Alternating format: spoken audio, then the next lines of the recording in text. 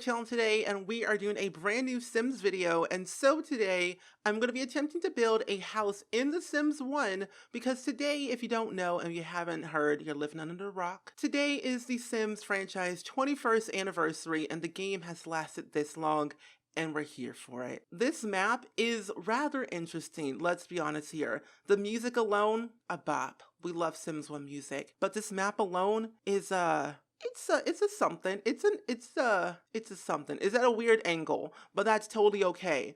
And you can already see that I've built some houses in this lovely map view. You can also watch my past Sims 1 videos if you want to go watch them on how I built them. They were a doozy as well. But if you want to go watch them, they're in the description below. But I think I might build on a small lot because one, I don't want to spend all day. And two, I think it's just easier that way because you'll know what I mean, why this game's a doozy. Limited tools equal limited stuff.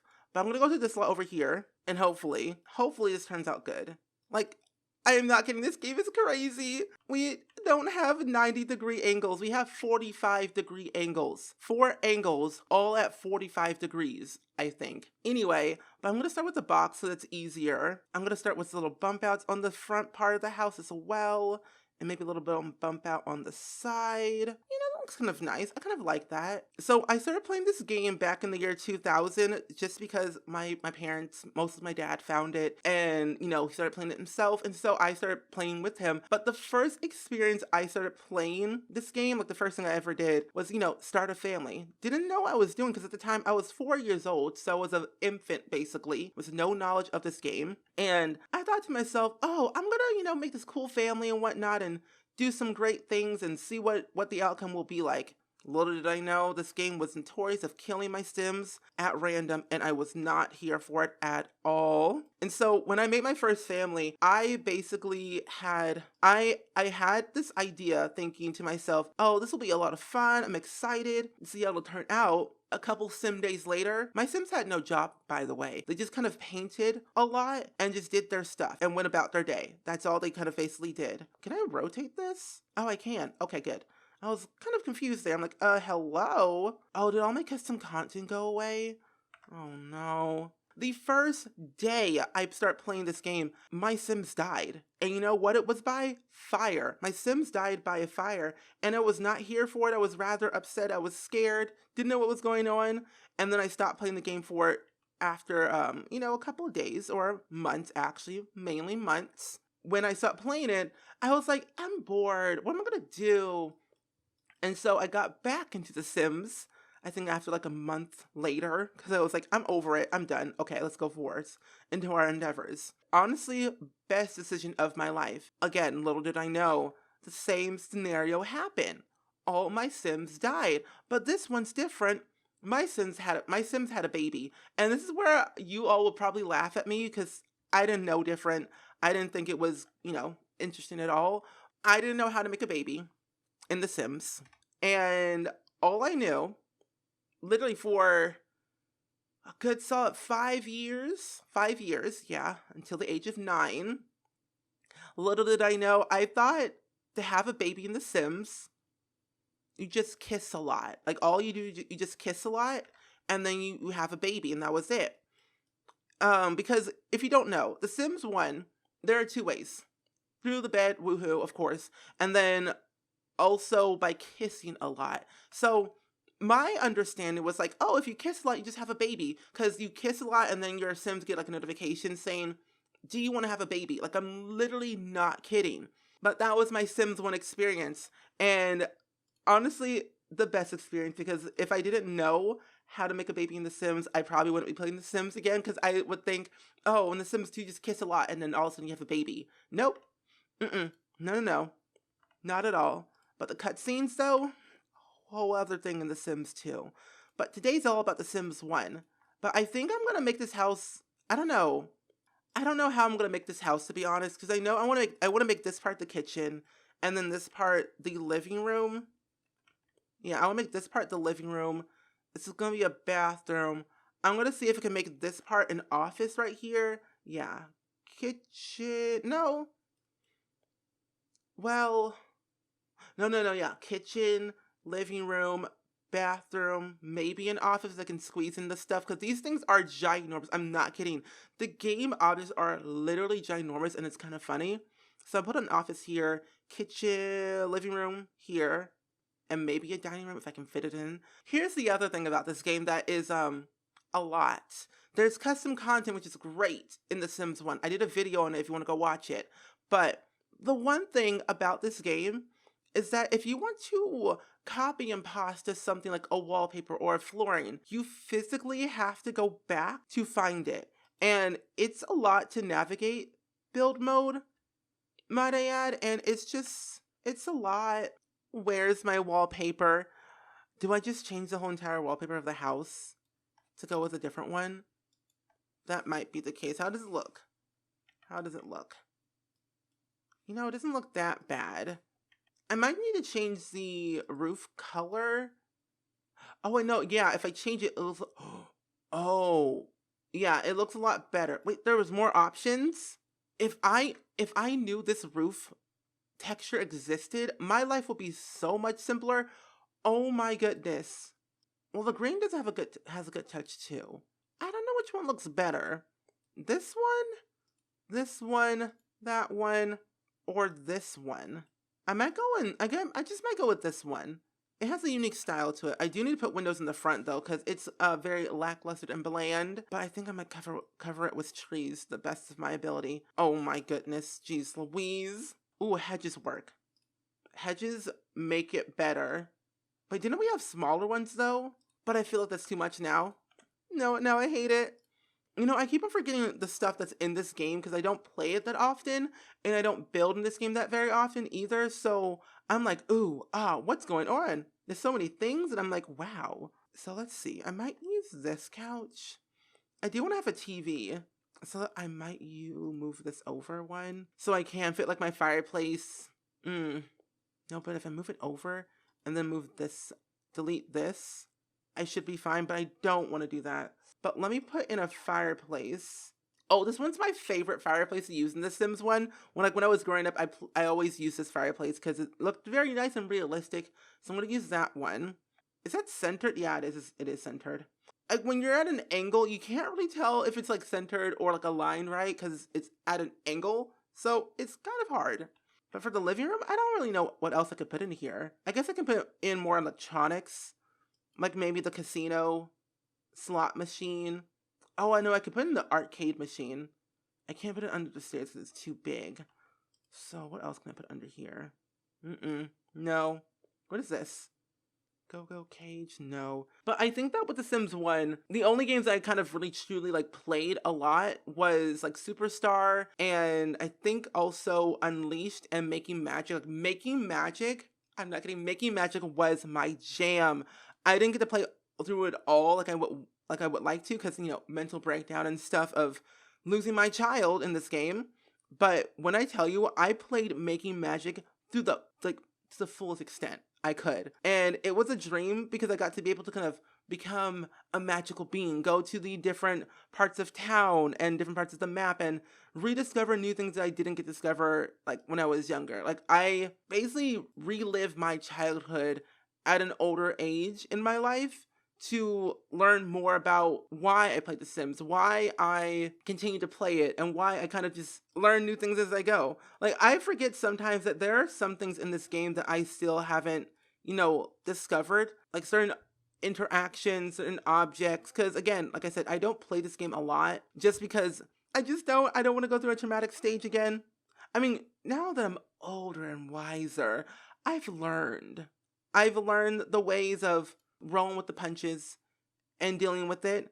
But when I started playing Superstar, I was all here for it. I was ready to become famous in The Sims, and it happened.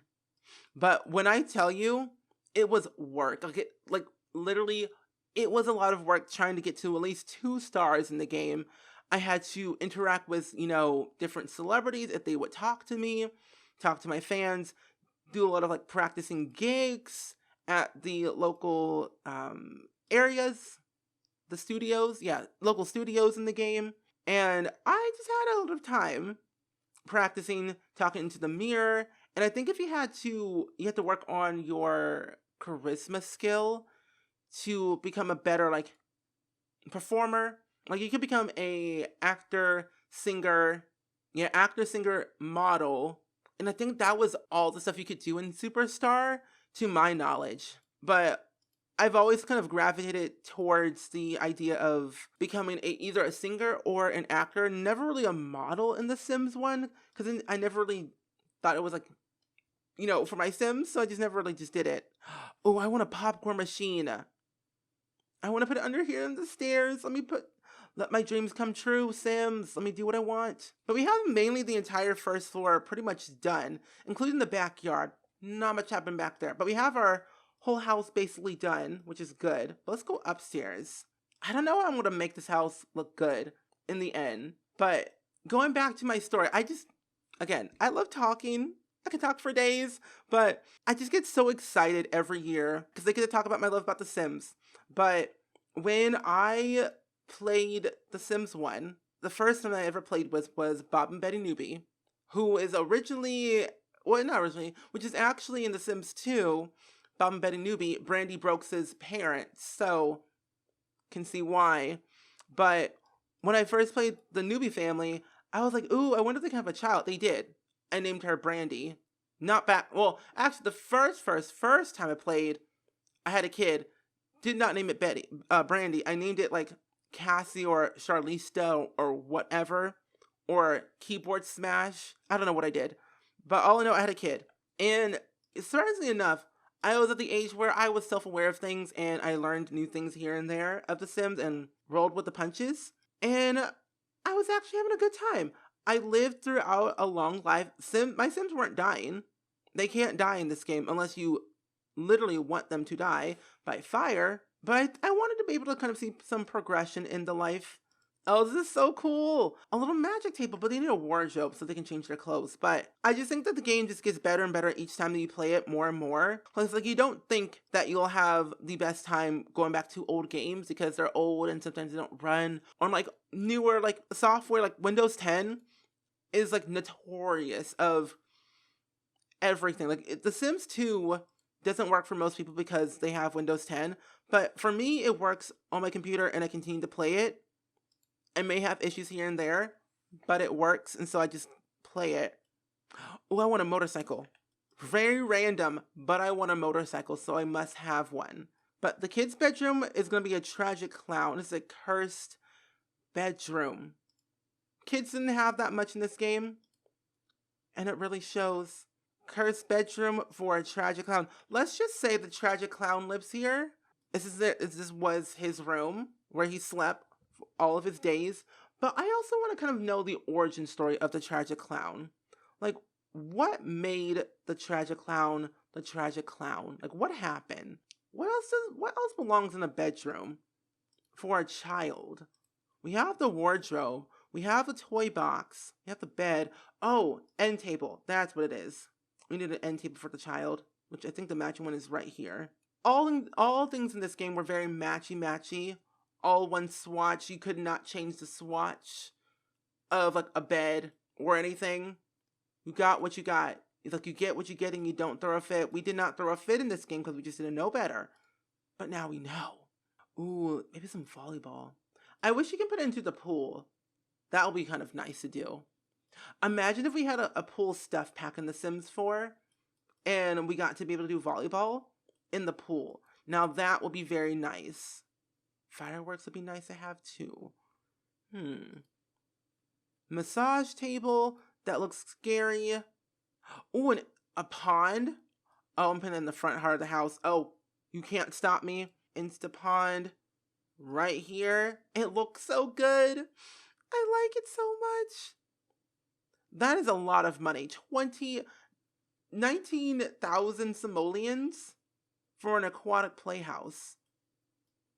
Do you see how ginormous this thing is? Your Sims could go into this and swim with the fishes. Literally swim with the fishes. If we had a basement in The Sims 1, I would put it in the basement, but that's just not going to happen. Not in this household, not at all, so I'm going to sell it. I need my money back. Wow. That is kind of wild to think that I built this entire house. It needs more landscaping, but it really doesn't. I think I'm done.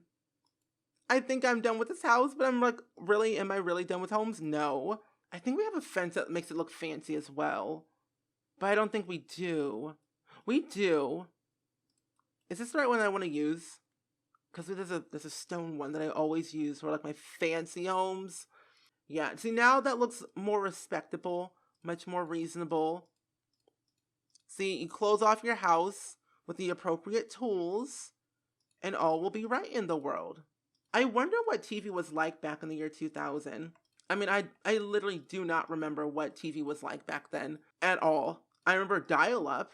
I'm really showing my age today. But no, I remember dial-up being a thing and, you know, having to wait for someone to get off the phone to use the internet. I remember all of that. I don't really have to do it all around the house. It's fine. Yeah, because it looks a lot better this way than it did before. Okay, so that looks good. But yeah, I remember dial-up being a thing, and I remember, you know, like, you couldn't be on the phone and on the computer at the same time. You had to be on one or the other. There was just no in-between, so you had to do what you gotta do. I'm very indecisive, you can't tell. Can I make it nighttime? I cannot. Okay. I can put one here and one there. Oh, these are so cool. Wait, what? Wait, what are these?